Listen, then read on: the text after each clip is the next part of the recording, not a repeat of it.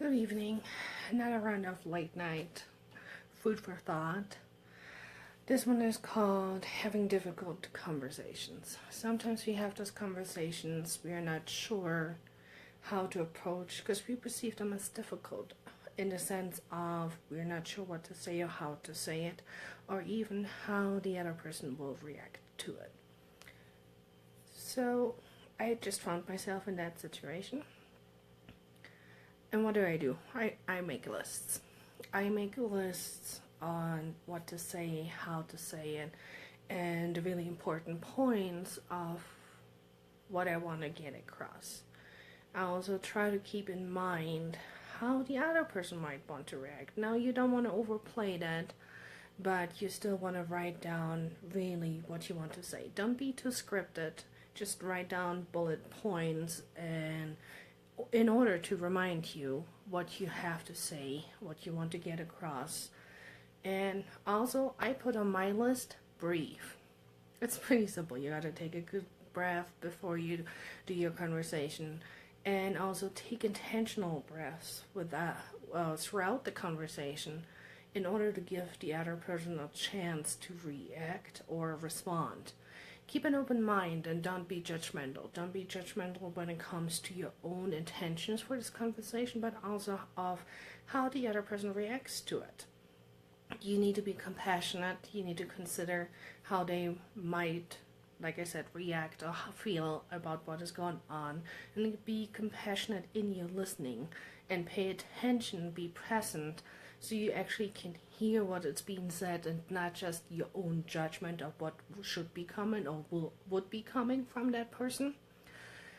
And another good thing is to just repeat what you have heard in order to assure that you completely understand what the other person is talking about and to make sure you both are on the same wavelength. Oftentimes, we overthink and we go over and over and we set this preconceived notion of how it's going to go.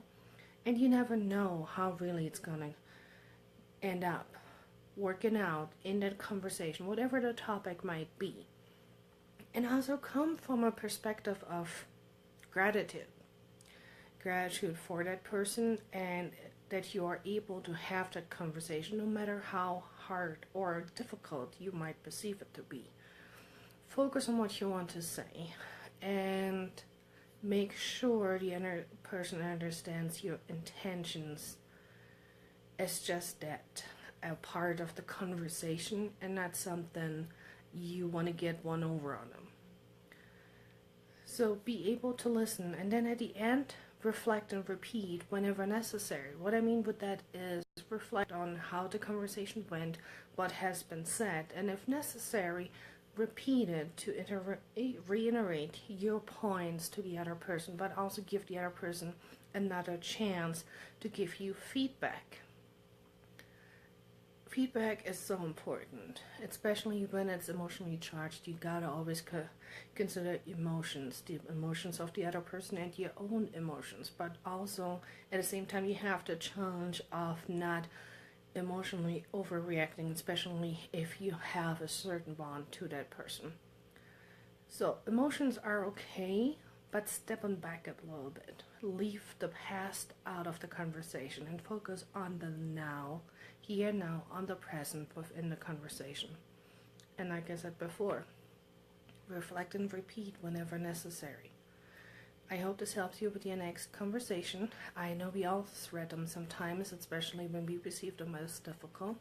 But if we come into the discussion with an open mind and from a very true point of honesty, I do believe that any conversation that must be had should be had and also can serve a good point of further conversation. Not necessarily always looking for a resolution or solutions or solving a problem, but also encouraging for further conversation and getting everyone on the same page. I hope you have a wonderful evening. This was some food for thought from Suzanne with Warrior of Light Coaching. Have a wonderful night. Bye-bye.